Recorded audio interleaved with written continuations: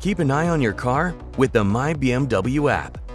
If your BMW is equipped with the optional alarm system, when the tilt alarm sensor or interior motion sensor are triggered, your vehicle can send push notifications with video footage to your My BMW app.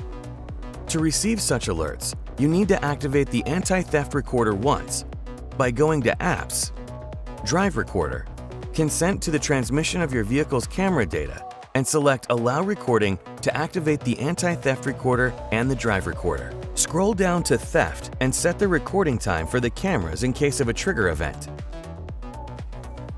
Activate data access via My BMW app to allow notifications. From now on, when the anti-theft alarm goes off, your vehicle cameras will start recording automatically, and you will receive a push notification in the My BMW app. There, you can see all triggered recordings marked with the location of your car and the alarm time. Select a recording to download it. Details shows a map view of the incident location and a list of the available camera recordings. Let's select one to play it. The exterior anti-theft recorder is part of the optional Parking Assistant Plus or Parking Assistant Professional. The anti-theft recorder also works with the optional interior camera, which provides videos of the interior when the alarm system is triggered.